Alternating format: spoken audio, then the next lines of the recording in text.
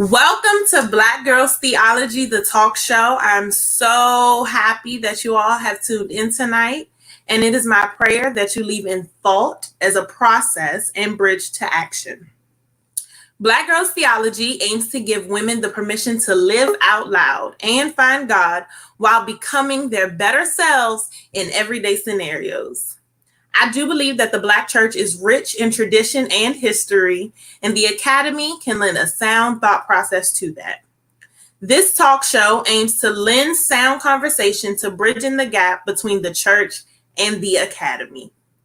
This week's conversation will be centered around finding our voices as Black women and the importance therein for the church and Academy and trajectory of each. So, welcome to our show. This is the premiere show. The first segment of every show will be centering ourselves. We're going to call this the mindful moment. We must be mindful and centered in order to become and remain the people who God has intended for us all. So once again, the first 15 minutes of each show will feature a segment that we like to call Mindful Moment. Mindful Moment is intended to center and ground us, and this week's segment is brought to us by none other than the Dr. Jessica Young Brown. She is a counseling psychologist who serves as an assistant professor of counseling and practical theology at the Samuel DeWitt Proctor School of Theology at Virginia Union University. In this capacity, she teaches and provides consultation and program development on issues of vocation, spiritual formation, and issues. Dr. Brown's primary area of expertise is the intersection of faith and mental health. From this viewpoint, she is the author of Making Space at the Well, Ministry for Mental Health in the Church, published through Judson Press. In addition, Dr. Brown speaks and provides consultation on issues such as trauma and generational trauma, group dynamics, and leadership development. Welcome, Dr. Jessica Young Brown.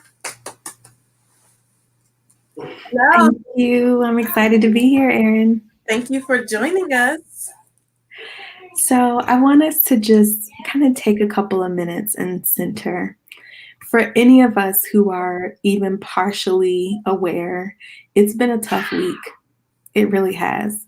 More senseless killings of innocent Black people at the hands of so-called authorities have grabbed our attention. And this was on the heels of and in the midst of conversations about how people in our community are disproportionately affected physically and financially by the COVID-19 pandemic. Mm-hmm. What does it mean to be mindful in a world that is seemingly hostile to our very existence? What does it mean to care for ourselves when we seem to be the only ones even remotely invested in our health? Here, the poignant words of Audre Lorde come to mind. Caring for myself is not self-indulgence. It is self-preservation. And that is an act of political warfare. For each of us, caring for ourselves may look a little different, but it is a necessity that we do it. Caring for ourselves is one of the baseline ways that we resist. In a world that demands that we are pulled in 50 places, that we deny the reality of the world that we live in, that we pick up the broken pieces of a mess we didn't create, it is an act of resistance to sit and be. The truth is, we need those moments of resistance, those moments of silence, to rest for the fight that is ahead of us. We also need moments of connection with our sisters, with our families, to remind us of who we are, to affirm our ability to take up space in the world, and to reflect on the God in us. And so I want us all to just take a minute and focus on our breath. Just take a deep breath in through your nose and allow it to move all the way from your head to your toes, as a reminder of the purpose that God has placed in you, as a reminder of the reason that you're here in the world, the impact you have in the different communities you're a part of. And let's pray together and continue to invite that breath to bring us here to this present moment. Big, deep breath in. Lord, anoint my head. Give me wisdom. Give me clarity of mind. Help me to acknowledge my emotions, but not allow them to overtake me or lead me astray. Remind me of what you've called me to and the anointing you've placed on my life. Take another deep breath in and invite that breath to calm you even further, to center you in this moment. Lord, I invite your spirit into my neck and shoulders. Strengthen me for what you've called me to bear. Remind me of the people who stand arm in arm with me, ready to do this work, ready to call on your spirit, ready to bear one another's burdens so we don't have to bear them alone. Take another deep breath in, centering yourself even further in this moment, in this gift that is community. Lord, speak to my heart. Allow me to feel your love surround me, even when this world doesn't love me. Allow me to show your love to the people that need it most, and to me, to my family, to the people in my inner circle. Allow me to feel that love exists in this world, even when I don't see evidence of it on the news. Take another deep breath in and out. Lord, I invite your presence into my belly. Only you know what you have placed there, and only you know the growth process that is occurring internally and externally. Prepare me to give birth to what you've given me. Prepare me to nurture that which you've called me to. Feed me with your presence, with your provision, with your strength, so that I don't grow weary. Another deep breath in.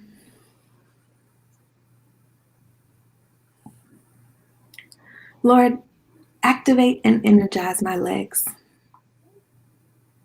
Direct me, guide me, go before me to show me the way. Walk behind me so I have backup. Remind me of the people who surround me on every side. And remind me when it's time for me to be of support to someone else.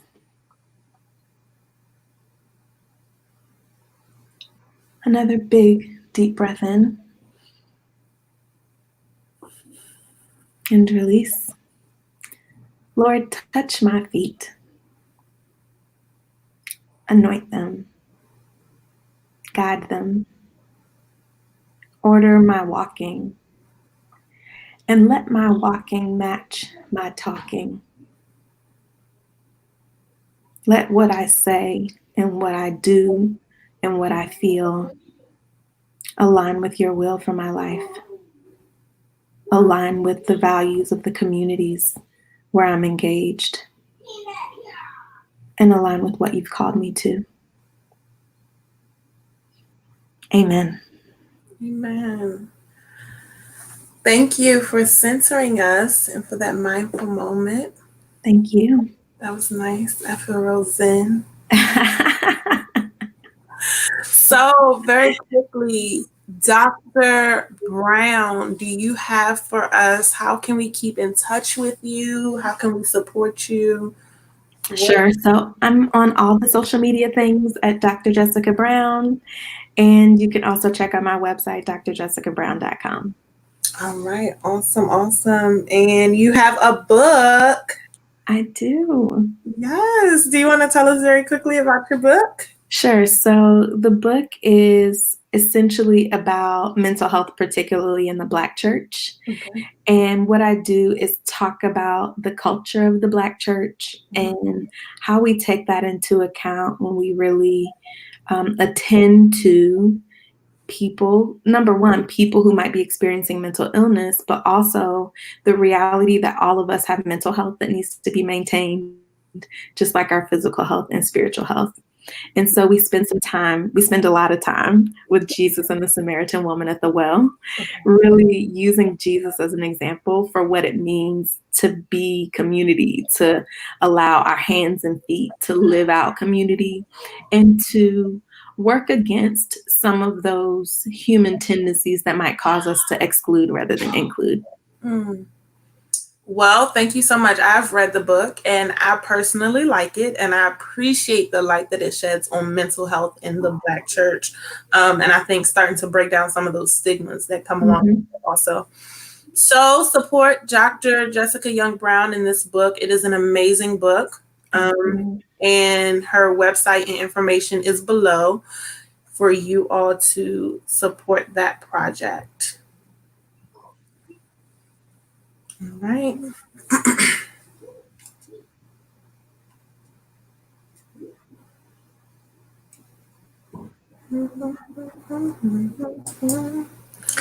All right.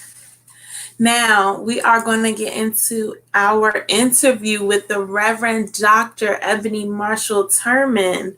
She is the Assistant Professor of Theology and African American Religion at Yale University Divinity School in New Haven, Connecticut. A first career concert dancer and ordained National Baptist preacher, her research interests span of the varieties of 20th century U.S. theological liberalisms, most especially Black and womanist theological, social, ethical, and theo-aesthetic traditions. An author, minister, professor, and public theologian, the Reverend Dr. Turman is a refreshing addition to our most pressing national discussions of faith, race, and gender. Welcome, Dr. Eboni Marshall Turman.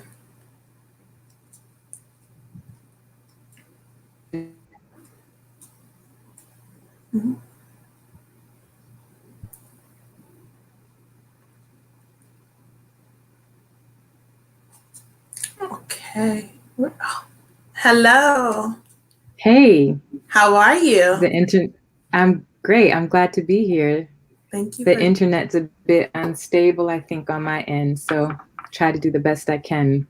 All right. Well, let's get to it then.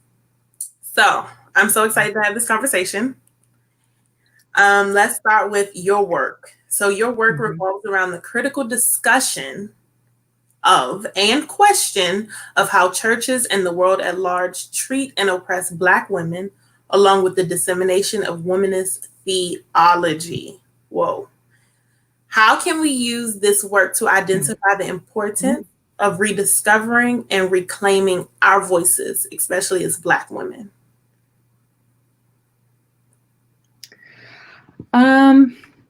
Well, my work is really around, it's definitely womanist work.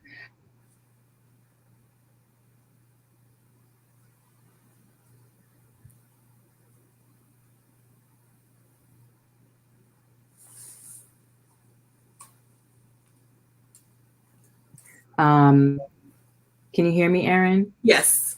Okay, bodies that defy a certain kind of established normativity are oppressed, right? And so when we think about that in relation to Black women, and more specifically in relation to sexism in the Black church, my work suggests grounding our resistance in the person of Jesus, who is so often kind of proclaimed to us, or the word of God is so often proclaimed to us as an oppressive word of God, a word that is meant to silence and subjugate women, and again, those who defy the arbiters of power in Black churches, who are typically men who are, heterosexual in public, And so there's this idea that thinking about Jesus in another kind of way and getting to know Jesus as kind of the mediator of the presumed broken body, which Black women historically have been presumed to be broken, right? As the mediator of the broken body, allows us then to really use Jesus as kind of a primary tool to resist the oppressive moral failures of the Black church. So to your question, how do we kind of use, or how might one use my work to think through kind of empowering Black women or living into a Black womanhood that resists oppression that is on all sides of us, racially, as we are racially subjugated, gender subjugated, proximally and for the most part class subjugated, and by extension sexually subjugated. We get to know Jesus better, and it's Jesus through my work, and it is Jesus or this womanist Christology that then empowers Black women, Black church women, to think, move, and be in ways that fight the power. Absolutely. That was good. So that answered also my next question. We were going to, it's okay. That's perfect. I was just going to ask, just so I can throw it out for thought of the persons watching, I was going to ask, how can we then become change agents in the church and academy? Maybe you can lend more to that. Sure. How can we use that thought process through Jesus, right? Yeah. Change agents. Yeah, well, I think kind of when we think through womanist Christology, again, it's this idea of understanding Jesus really as someone who, or, as a God, as our God, who desires us to survive, who desires us to thrive, and who desires to, thinking through, again, the liberal tradition and the liberationist tradition that gives birth to womanist theology, who liberates us to do God's work in the world. And it would seem that when we come to know this God in Christ, who is a liberator, who is propelling us in the world to survive, who is healing us and who is delivering us, and who desires us to thrive and be healthy, then we are able to, again, as I'm writing in my current book, Black Women's Burden, we're able to do things like talk back, right? We're able to, and use the word as right, as our primary source. We're able to, stand up to different kinds of tactics, evil tactics, structural evil, even within many of our churches, but certainly in society as well. We're able to stand up against it and resist. We're able to fight back. As there is a significant reason why Black women can understand fighting back as a moral choice. And then there's also we are also empowered, right, to know when enough is enough, and we need to Dr. Jessica, correct, her point. When we need to step away, right? When we need to take some time and just be out, for lack of a better word, in order to do the work on ourselves of healing and revivifying, if you will, so that we can get back into the work that God has called us to fully and wholly. So I think that those are kind of just talking back, fighting back, standing up to structures of oppression those are often kind of different ways of being, different kind of choreographic, to use some of my methodology, kind of stances for Black women who believe God to take. Absolutely. That was good. So in reading, I read your article, Black Women's Faith, Black Women's Flourishing. You wrote something that stood out to me. You said, long before canon brought womanist God talk into the realm of academic discussion, However, it was flourishing in the faithful lives of Black Christian women. Womanism was born around Black women's kitchen tables, on front porches, in beauty shops, in women's clubs, in the varieties of Black women's prayer closets, and in various women's spaces within the Black church. That made me smile reading it. I really loved it. That jumped out to me. So how can we use this idea that womanism was birthed in the church before it was even brought to the academy to ultimately just, once again, find our voice for the women who are not, theologians, we're churchgoers, to ultimately find our voice in either spaces as womanist leaders in the church and or in the academy. Right. It's so interesting because often when I teach in the academy, at Yale or wherever, I teach liberal theologies, and typically, and I'm often met with the challenge from my students across racial identities, Black, white, and everyone else, that, theology is such an academic project. It's just in the academy. It's not for the streets. It wears its legs, right, for real people. And one of, the beauty of womanist theology is that it really, it's that thing, like when in the pulpit you hear someone say, well, my grandmother told me, or I heard my grandmama say, or auntie, or my Sunday school teacher, right? Like that womanist theology emerges, right? Theology is not only an academic discipline, right? And certainly it is, but it really, at least womanist theology, emerges from the God talk of our mothers. Yeah. I remember Katie Cannon used to tell the story of her story of kind of getting her PhD and working with Bev Harrison at Union Theological Seminary, and how she was trying to, I'm going to tell this story wrong, but the kernel of the story will be right. But to my recollection, she was trying to figure out like what she would write about, what her dissertation would be about. And she was trying, to consider all of these traditionally lofty ideas. And Bev sort of encouraged her to think about what was happening around, her mother's kitchen table, right? What did they say about God, right? What did the women who you love and the women who loved on you say about God? And write about that, write about what they said.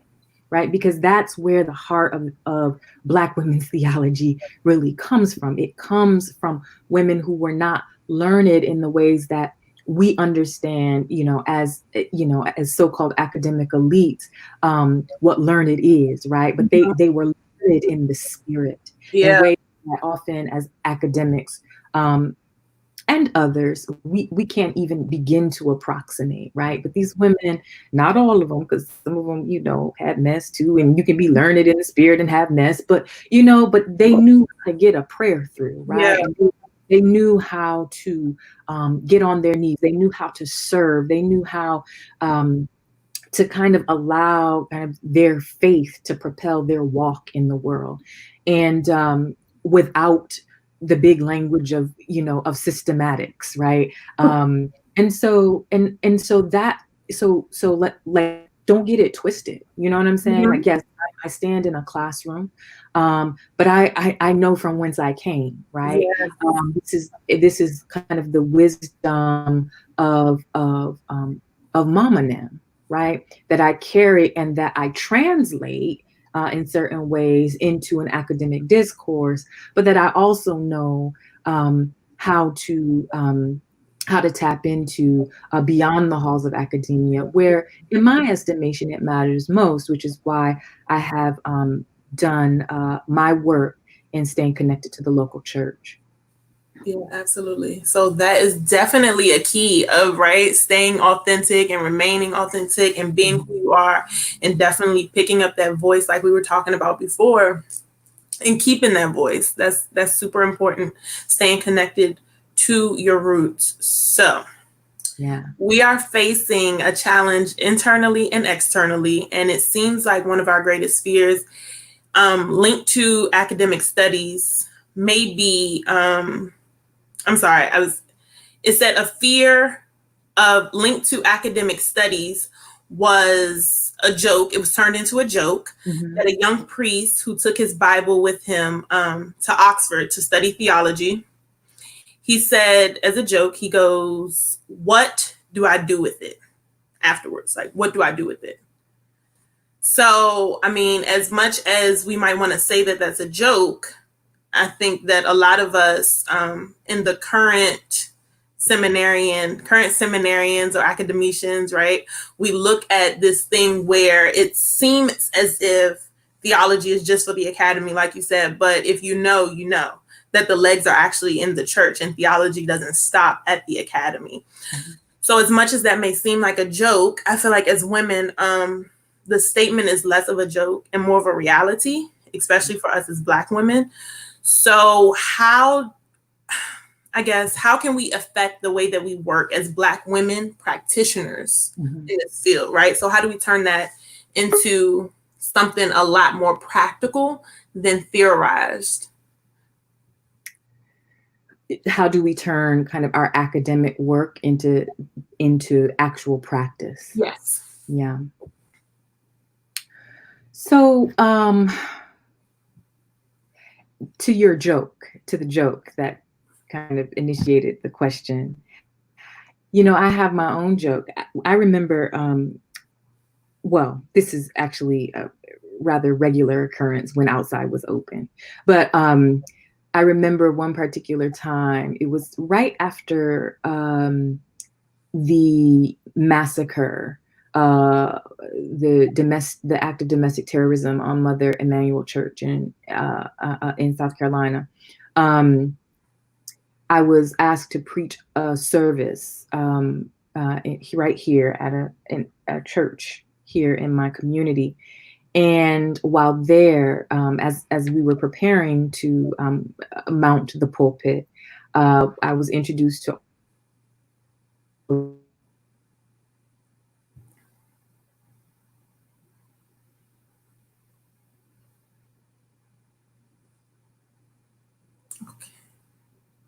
It looks the nerve to say to me, "Can you hear me?" Now we can hear you, yes. Okay, I'm sorry.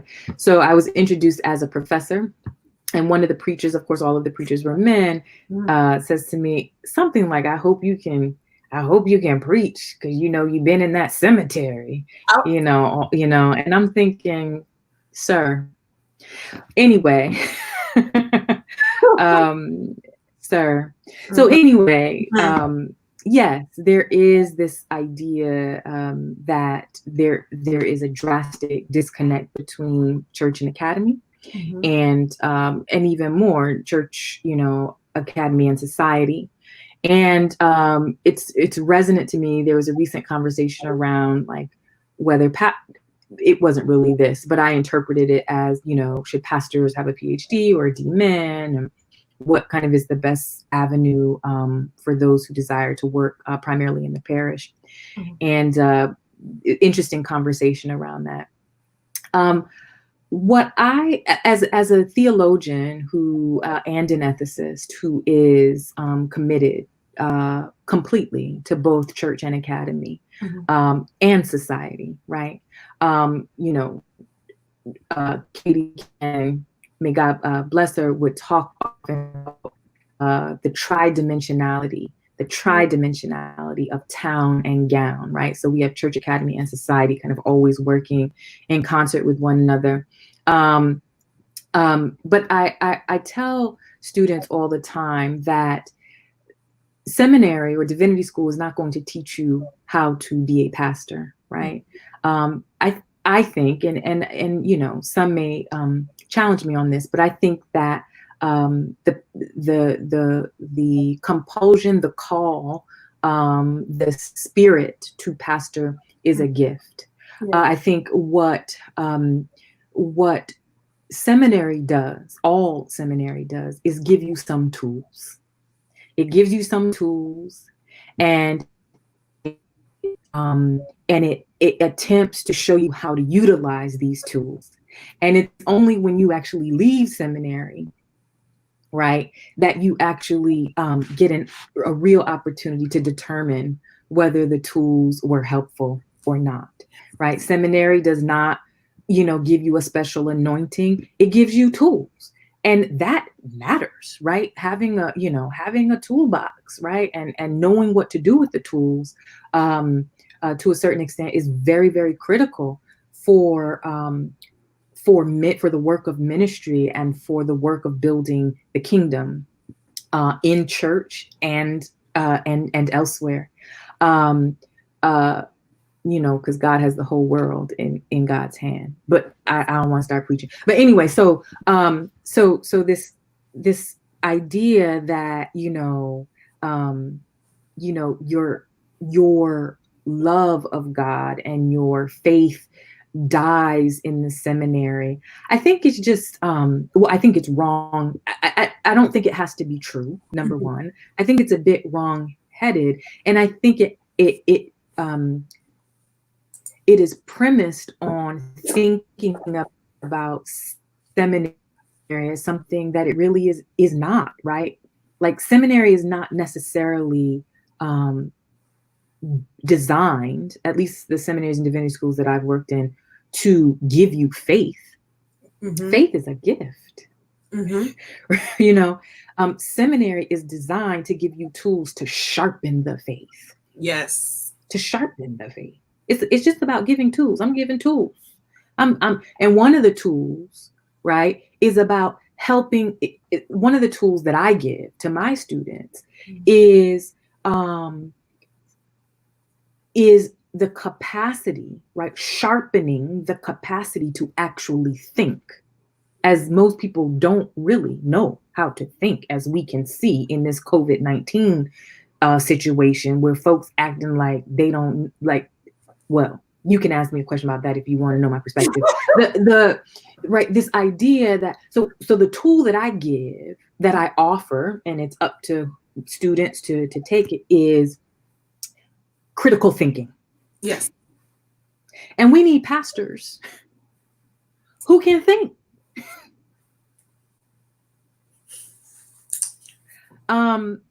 So yeah, I mean, so if you are anti-thought, mm-hmm. then you might understand seminary to be a cemetery. Yeah.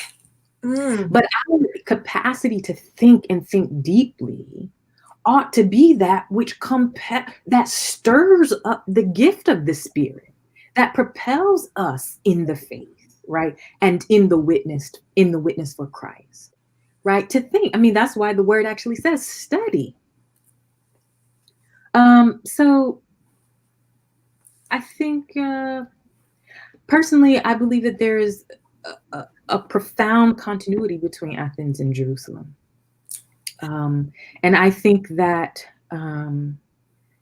that intersection is one that I endeavor intentionally to live into, even though kind of the norms of the publics that matter to me, academy and church, society just like church, academy, but academy and church might say that the two are opposed. They aren't.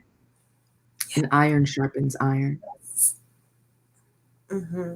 So I loved all of that, like all of it. You said seminary does not give you a special anointing. It gives you tools. Amen. Yes, I'm here for that. If you come into seminary to get anointed, you might as well not come. You need to tarry. And that goes back to the authenticity, right? In that kitchen table talk. That's right. Okay.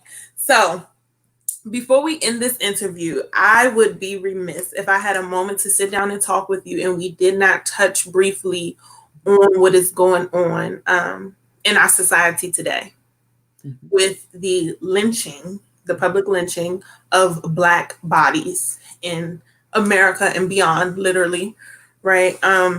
It really saddens me, and I'm sure like it saddens all of us, most of us. So if you could give us a few tips that we could do in these moments to aid in, to help with with the public knowledge, and how can we step in and help from where we are? What do you think? Yeah, so I would encourage some tips. I'm not really a tip giver, No. but but I'll try. Okay. I would first say that we need to, those of us who are able, right? Like everybody can't be out marching, right? Although we all may want to, everyone can't be. But if you can show up with your body and be present in that way, it's wonderful. If you can't, for a variety of reasons in this moment, one of the things I would encourage you to do is to read, to access a bibliography of Black thought, Black history, Black culture, so that you might understand the kind of trajectory of violence, of anti-Black violence in the US, and be encouraged by the fact that this is not this didn't just come out of nowhere, that we are not crazy, right? That we are not, that we are not overreacting, but that this type of violence against us, the killing of Black people, really the killing, kind of the killing of a people, whether through slavery or genocide or rape, or kind of the intersection of the three, is really what this country has been built on. And when we read and when we engage kind of a trajectory of thought, and especially Black thought, and even kind of a Black literature, then we understand that we are kind of connected to a communion of saints, right? Who have who know what we're going through right now, and who have fought, and who have made great strides, so that we're not alone. I mean, even the ancestors stand with us in these moments. We are not alone. Our tears are not shed in vain, and the anger that we feel is not useless, right? It's not meaningless. There's a there, and that's that.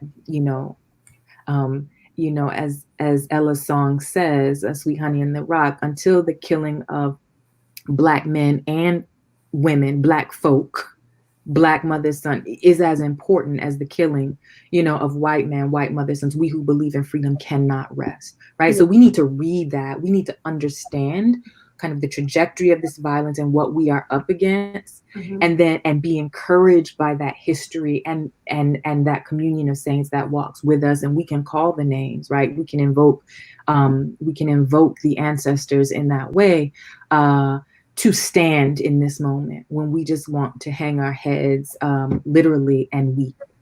And I also would say, beyond the significance of spiritual discipline, right? So that we are not overtaken by our grief and by our fears and by our anger and by our anxiety. Beyond the discipline, we have to kind of centralize the discipline, of course, and fasting and the like. But I would also say we need to speak up. Yes. Whenever we get a chance, we need to we can't speak unintelligently. Don't be stupid and talk. Like that's what I'm saying. You need to read. You need to read something, know something, read.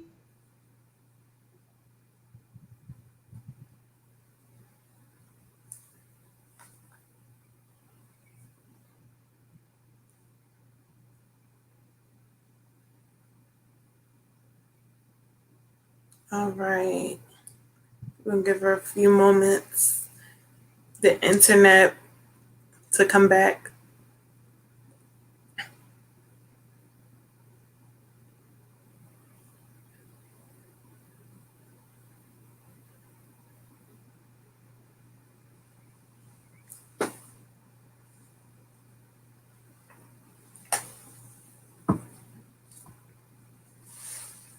All right, it looks as if perhaps the internet has gone out okay. So, that was an amazing interview with Dr. Eboni Marshall Turman. And I also wanted to highlight her podcast.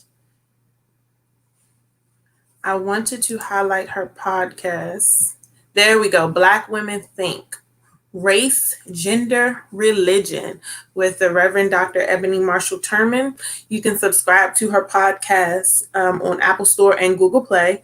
I think that we also have her social media handles and how we can keep up with her. There we go, www.marshallturman.com. Instagram and Twitter is at Eboni Thoughts. Thank you so much, Dr. Eboni Marshall Turman, for joining us on our interview today. That was a wonderful interview, very insightful, and I was so happy that I had the moment to talk with her. Now, she did touch on one of the things that we're bringing as a segment into our talk show. If you follow me on Facebook, I post food all the time. I love to eat. A lot of us love to eat. And I post food with my hashtag Tonight's Table. Tonight's Table was originally created in the midst of this pandemic and ever-changing world because I felt like most of the time when things were going wrong and when things were going right, everything from weddings to funerals, right? We got together and the kitchen was the hub. The kitchen was where the laughter was flowing. The food smelled amazing. Then we would sit down, hold hands, and pray at the kitchen, at the tonight's table, and we would have a wonderful meal together as family. And somehow at tonight's table, problems seem to go away, and the authenticity of God is revealed there in those moments. So this segment will be a portion of the show where we meet each other at the kitchen table, and we embody the theology of womanism. Wilda Gaffney said in her book, Womanist Midrash, she says the table and everything on it is womanist biblical interpretation. The content of this book, she says, I'm going to say this show, the content of this show to which you are invited. So you are invited to tonight's table. Every week we will highlight someone new at the table. And we are inviting other women to this table to share space and share recipes if they want, stories of hope and encouragement, conversation, love, and laughter. On the talk show, we will use tonight's table to live our own biblical interpretations out loud. So tonight, we have the pleasure of talking with Tiffany Brooks. She is in her last year at Wesley Theological Seminary, focusing on African American church history. Before we bring Tiffany up, I want to take this moment to remind you all to get out and vote. Your voice matters. Your voice counts. And if we do not vote on Tuesday, November 3rd, we are going to continue to be in a world of trouble.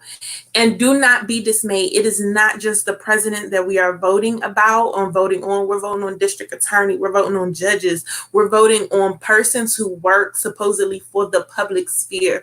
So long as we stay in the house and do not vote, we will continue to have the problems that we are having. We asked Dr. Marshall Turman how we can mobilize the people now. She said, read. Yes, read. Educate yourself. Speak out. It is also important to vote. Your vote matters. Your voice matters. And so long as we stay silent, we will continue to endure these hardships, these heartaches, and these pains. So I had to plug that in there.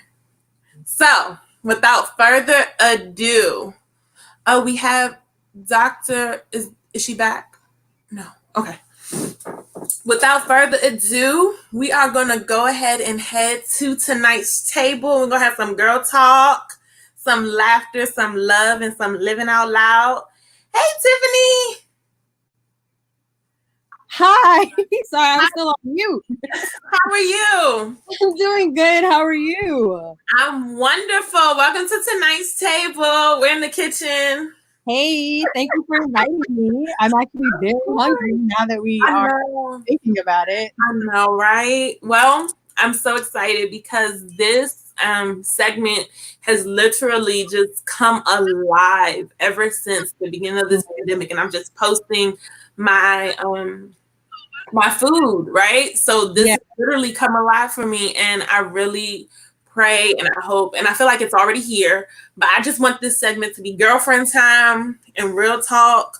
Mm-hmm. So thank you for joining us. Thank you for inviting me. I am super excited to have girl chat. Yes. Okay, so I have to start with our foremother, Dr. Katie Cannon. Yes. You have said, do the work your soul must have. What does this quote mean to you? What is the work your soul must have? Because I'm like a very extra and dramatic person, I had to break the whole thing down. So, but do the work that your soul must have.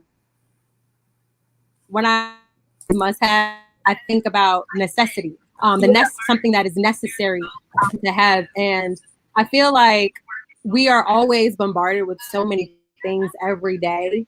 And you know how like old church mothers and fathers would say, "Is your soul right with the Lord?" Yeah. I kind of ache in that statement to it, in a way saying, you know, we have to constantly do the work necessary so that we can comfortably and peaceably sit and say, is my soul right with the Lord in whatever way that looks like for that person? Mhm. And there are ways that that can be done, and I know we'll dig deeper into that. But overall, like a general view, I believe that's what it means. Committing yourself to the work that is self-corrective, committing to the work that is healing, committing to the work that is nurturing and nourishing, so be well, right? So that you can be well in every aspect of your life. So you can be well spiritually, emotionally, and physically, especially during this time. Our soul must have peace. Our souls need peace. Our souls need joy. And so what is the work that we are doing on ourselves inwardly and outwardly to get to those places, to have joy, to have peace, and to also say, my soul is well with the Lord? Oh, that's good. That is good stuff. So, next question. How does Tiffany Brooks view womanism? What is womanism to you? You know, it's actually very interesting because I feel like I've had this conversation so many times, and it's always brought up. No, I mean, it's always brought up when talking about feminism. And Dr. Alice Walker said, womanism purple to lavender. So while they are different in how they were created, we can acknowledge that. And I believe that while they have similarities, womanism to me embodies everything. So while feminism focuses on the female, womanism focuses on the holistic view of not just the female, but and you know, female is an interesting word for me, but because of the context we're in, you know, woo! But as women, the holistic view of women in the community, women in the world, and it just so happens to be a focus on Black women, and that's okay because we need spaces, right? But it embodies the holistic woman, you know, versus, you know, feminism. I feel like it's while it's the same, it's different. Okay. Absolutely. So, what is for you like the duality of being a woman, a Black woman in America, especially like just living in that both and? How do you navigate those spaces? Woo. In light of what is going on today, I actually had to sit and wrestle with that question. I feel like there's tension in that. Yeah. There's tension in being a Black woman. There's tension in being a Christian. There's tension between, am I a Christian first, and then if I'm Black, or if I'm Black and then am I Christian, and how those worlds intersect with one another. And to be honest, I'm still wrestling with it. what that looks like, because I feel like my emotions shift every day given the news that we hear on a consistent basis.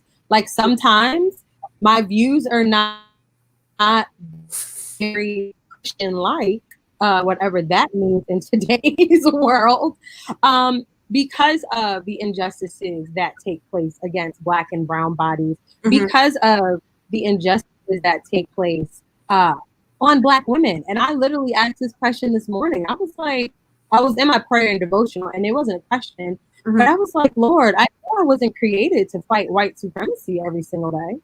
Every day. Every day. Like, I know my purpose is not wrapped in doing the work that you have called me to do that also includes fighting white supremacy, fighting the systems that have been in place to continue to not just oppress me, but my brothers and sisters, you know? And so I feel like that duality, I'm on a continuum. That makes sense. Still trying to figure it out, to be quite honest. Still discerning that.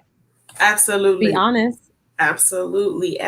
So, Miss Brooks, what are you up with in ministry? What's new with you? Ooh, there are a lot of things that are that's happening in ministry. You know, I started for Clergy Women Only. It grew its own limbs. It was based on a Facebook post. And then it grew into beautiful things, beautiful space for women of the cloth to have dialogue and conversation with each other that doesn't typically happen.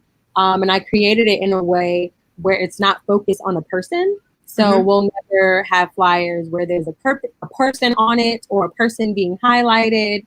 You know, as long as I can make it that way, I just want to be able to show the content, and the people that are interested in the content will show up regardless of, because I want to divorce us in ministry from personalities and from people.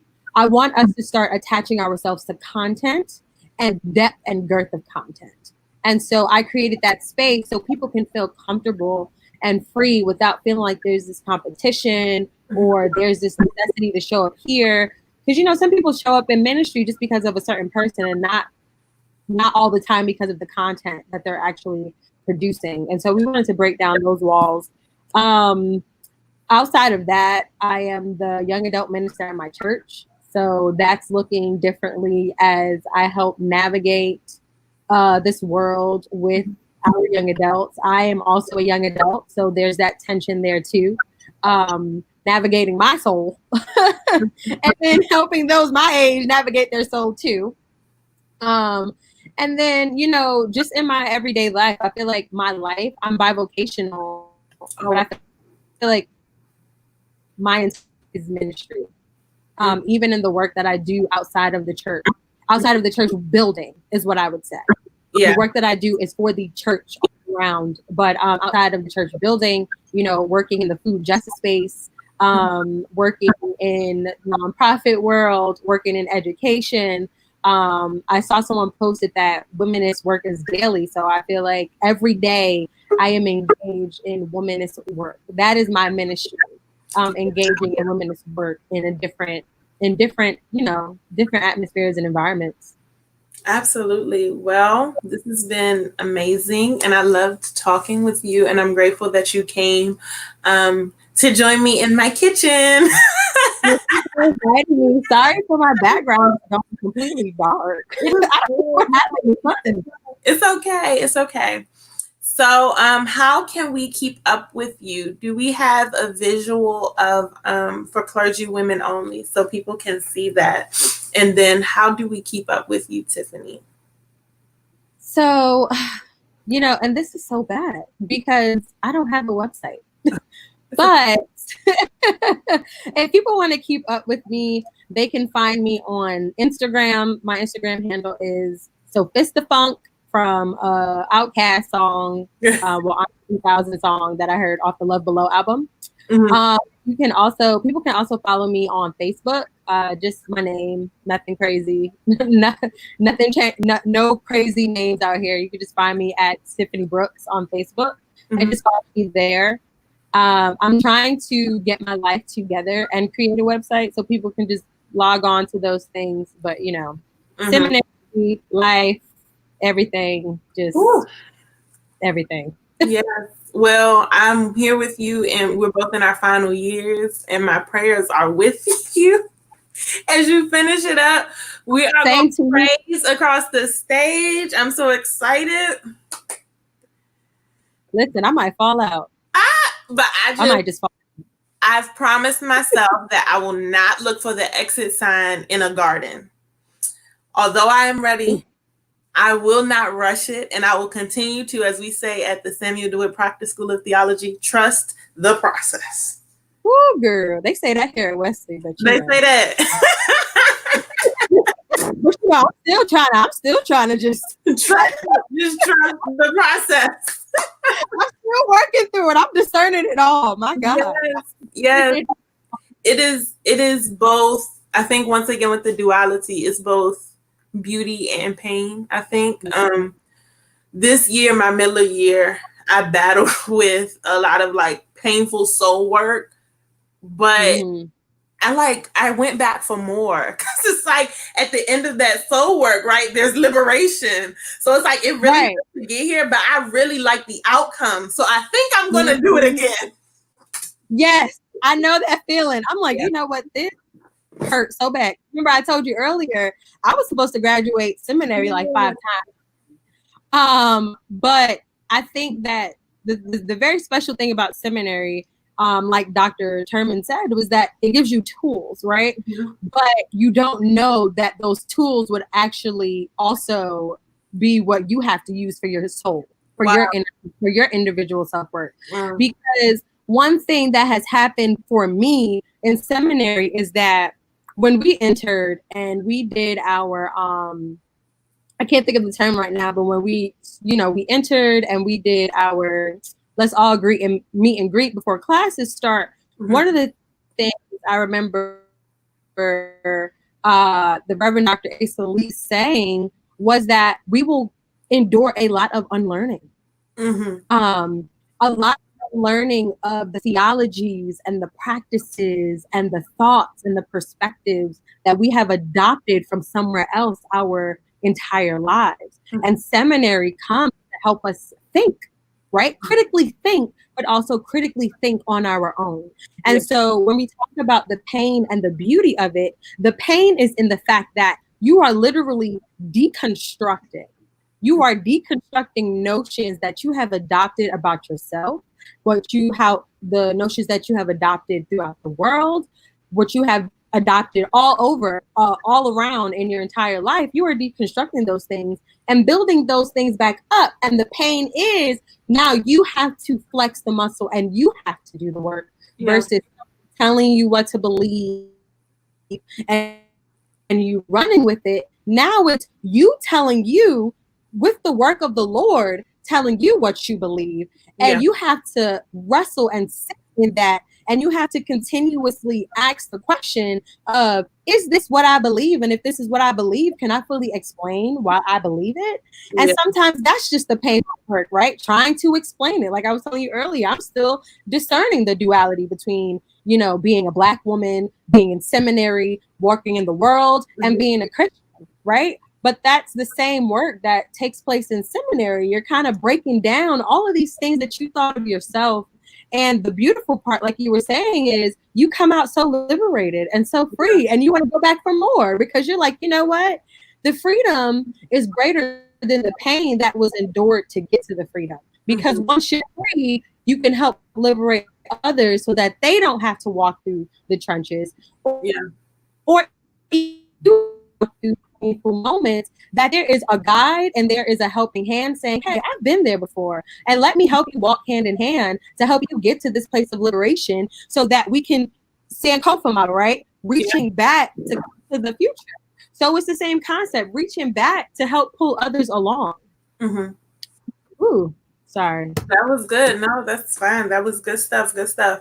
So once again, thank you for joining us at tonight's table, and thank you for joining us at the premiere of the Black Girl Theology Talk Show. Tiffany, I'm so happy that we connected. Me too. And of course, we will be in touch. We will stay in touch. People can reach out to you, add you on Facebook, add you on Instagram, and the like. So thank you so much for joining us.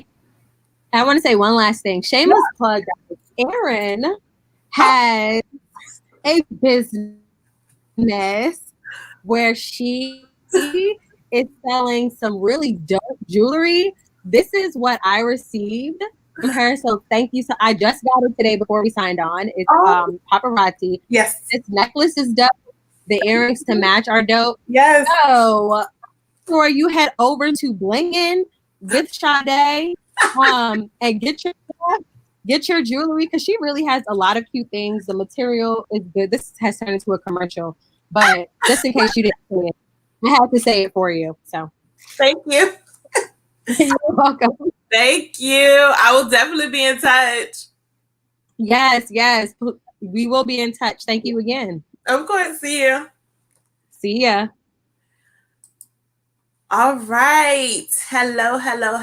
And I hope that you all enjoyed that segment. We do have the Reverend Dr. Eboni Marshall Turman is back in the studio with us.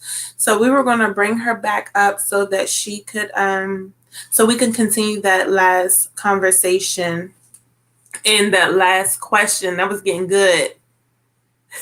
I'm sorry about that. It's Can okay. you hear me, Erin? Yes, I can hear you. It's okay. It's okay. We're back. Live and live in color. Yes. So you had stopped at read. We have to be intelligent. Yeah, we have to know that our struggle is connected to those who came before us. That's really important, you know. There was a saying a while back, you know, this is not your mama's movement or something like this. But but we have to understand that the movement for Black freedom is continuous, even though in different iterations it's distinct, right? Yeah. And then I was saying, you know, in terms of tips, I was saying that we need to continue in prayer, and we need to continue in terms of our spiritual discipline. And the final thing I was going to say is we need to speak up. You know, too many of us, in fact, I was just reading something on Facebook where a friend of mine, I guess, had a negative interaction with someone. And,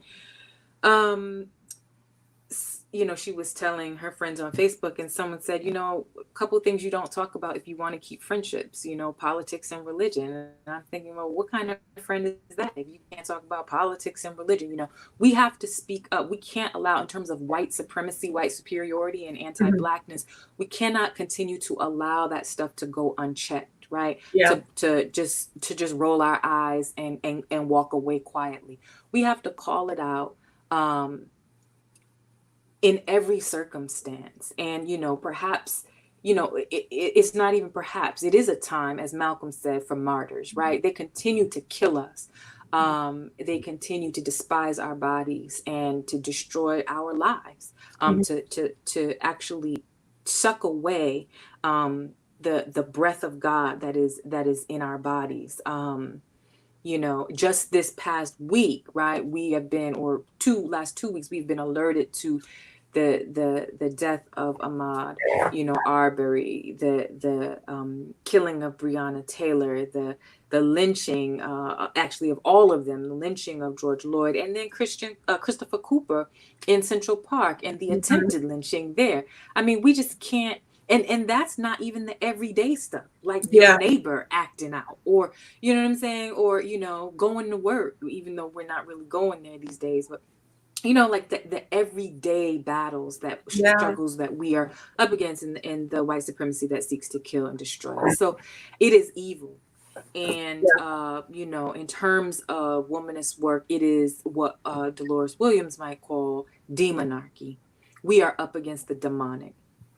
But, you know, I mean, not to get too homiletically rigorous, but we know a God who can drive out demons. Yeah. Right? And it is in concert, of course, with the apocalyptic is always in concert with our work with God, our working with God. And so we can't ignore it for our children's sake, for our sake, and for the lives of those who are yet unborn, you know, we have to fight this thing, and that requires prayer, but it requires somebody being willing to fight. Yes. And being willing to you know, to put our bodies on the line. They're already there. There was war in heaven. Yeah. Well, I so appreciate this conversation. This was good. This was a good one. And I do pray that people leave this moment with some thoughts to put action behind the conversation. I think that's super important too.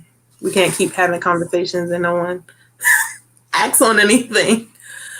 So and activisms look differently, right? So we can't all do the same thing. Yeah. Right. So some of us, our activism will be in the streets, and some of us, our activism will be in the media, and some of us, our activism will be in the classroom, or will be through written word. So we also have to hold that intention as well. Absolutely. So thank you so much for bringing these thought processes, and thank you for shining some light on that authenticity behind it. We appreciated the conversation with you, and we do hope to see you soon. Oh, really quickly, we said it earlier when the internet was messed up, but how can we keep in touch with you? And if you want to speak a little bit about your podcast. Sure. So you can get me on Facebook or Instagram or Twitter. Instagram and Twitter, I'm at Eboni Thoughts, Eboni Thoughts. My podcast is Black Women Think, Race, Gender, and Religion. So I'm on Apple, and you can get it through Podbean. You can also get it through my website, which is www.marshallturman, my last name.com. And yeah, I'm around. I'm always talking about you know, the intersection that inspires me and compels me the most, which is race and gender and religion. Absolutely. All right. Well, thank you for joining us. Thanks, Erin. Sorry about that. It is okay. It happens. Technology. Yes. Enjoy the rest of your evening. You too, my dear. God bless. All right, so I'm so grateful to Dr. Brown, Dr. Marshall Turman, and Miss Tiffany Brooks for joining us on tonight. This was amazing, and I'm so grateful to our viewers for tuning into our premiere. I am Erin Sade, your host of Black Girls Theology Talk Show, and we are live on Awesome God Radio. That is the platform that we are under. This is Awesome God Radio. I did this at the end of our last 7 words, and I would be remiss if I didn't do it again. If our producers could come on and just quickly say hello, I would love that. I'm ever so grateful to both AJ and Kelly. All right. Hello, everybody. That's all I'm going to give y'all. Thank you. So, thank you so much. That was amazing. Good. I'm glad. I think Kelly's internet may have. Yeah. Oh, there she is. Let's see. Kelly, you want to come on and say hi to the people real quick? They're going to get me. I know producers normally stay behind the scenes, but it's okay. Thank you. My internet was crazy. It's okay. I just wanted to say thank you. And I wanted you to come in and say hello. Let me be a part of it. These are the people behind the scenes working the magic. I'm gonna take myself down now. Okay. All right. Thank you all for joining us. It's been a blessing. And we could play our outro and play some music. And good night. Join us back here next week on Thursday. This time, our normal time is 6 p.m. So join us next week at 6 p.m. We'll be interviewing the Reverend Dr. Dominique Robinson of iHomiletic, the creator of iHomiletic. We're going to be interviewing her next week. So I love you all with the love of the Lord. Be blessed.